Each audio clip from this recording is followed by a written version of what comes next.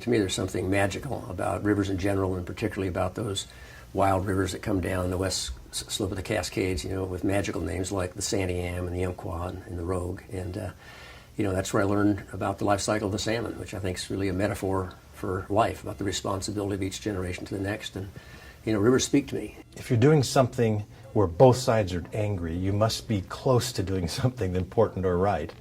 The senator always saw our forests in this, state as acres and acres of forests that need to be protected, and millions of board feet that needed to be cut. Now, where do we draw the balance? It's all about balance, and I don't think Jason's perceived this way. But as he goes through this project and continues on, I think he will be. I think he brings balance. It's to some extent the story of the West. I mean, this is one of the big Bureau of Reclamation projects, which on one hand brought huge economic benefits to the nation and provided water for irrigated agriculture, but the times changed and other values were there, and so wildlife refuges were established and hydroelectric dams were established, and no one did anything wrong. It's that these decisions all made sense at the time that they were made, but the problem is they overallocated the basin and created these bitter disputes. This thing was huge down there. It's so controversial, and I think environmentalists made it worse because they don't respect the people. They always respect the species and their whatever their religion is, and they didn't take time with the people to understand their concerns. And so Jason appeared to be in that group. He wasn't. Damming.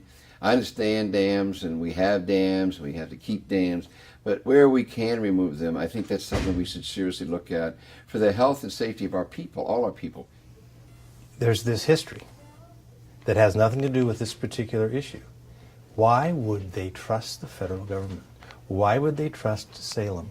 Why would they trust the environmentalists? The environmentalists saw it's black and white. We got to quit cutting timber, and jobs evaporated down there. It's a sad comment on our society, really, where political courage is met with threats. I don't think that's changed in 200 years, but what's important is that he took a stand. We're not caving into the environmentalists alone.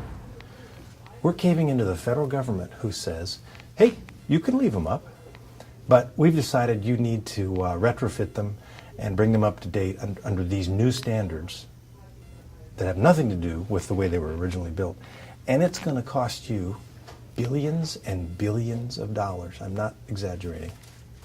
Right before, quite frankly, before the Bush administration, where there was a real change from Bruce Babbitt, who was a very collaborative person trying to figure out how to make that work, to back to gridlock. And Jason has been a real significant player in that. He was one of the guys that negotiated the rate increase for Pacific Corps, as well as funds from California, to make this work, to fund taking out those dams.